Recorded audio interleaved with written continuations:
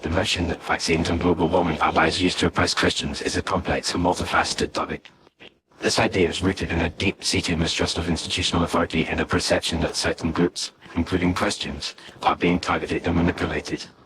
At its core, this narrative suggests that vaccines and global warming are not legitimate scientific concerns, but rather fabricated threats designed to control and dominate Christian populations.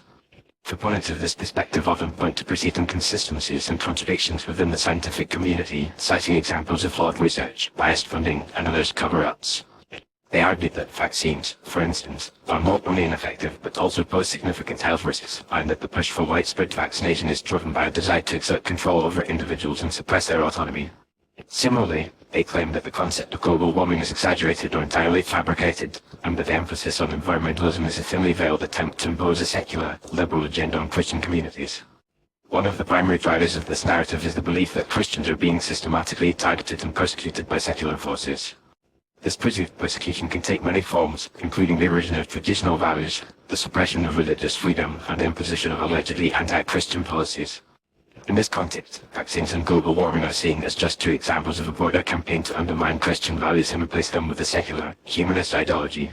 However, it is essential to approach this narrative with a critical and nuanced perspective. While it is true that institutional authority can be flawed and that scientific research can be imperfect, it is also important to recognize the overwhelming scientific consensus on the efficacy of vaccines and the reality of global warming. The vast majority of medical professionals and climate scientists agree that vaccines are a safe and effective way to prevent the spread of diseases, and that human activities are significantly contributing to climate change.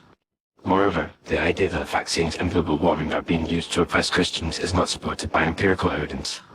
In fact, many Christian organizations and leaders have spoken out in support of vaccination efforts and environmental protection, recognizing the importance of these issues for public health and the well-being of creation.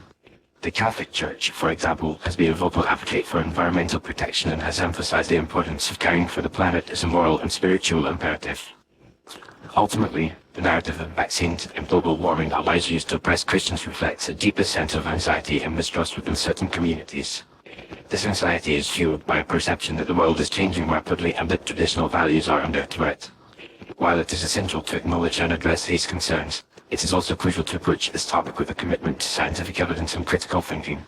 By engaging in open and respectful dialogue, and by seeking to understand the complexities of these issues, we can work towards a more nuanced and informed understanding of the relationships between science, faith, and society. In conclusion, the idea that vaccines and global warming are lies used to oppress Christians is a complex and multifaceted issue that reflects deeper anxieties and mistrust within certain communities. While it is essential to approach this narrative with empathy and understanding, it is also crucial to recognize the importance of scientific evidence and critical thinking in addressing these concerns.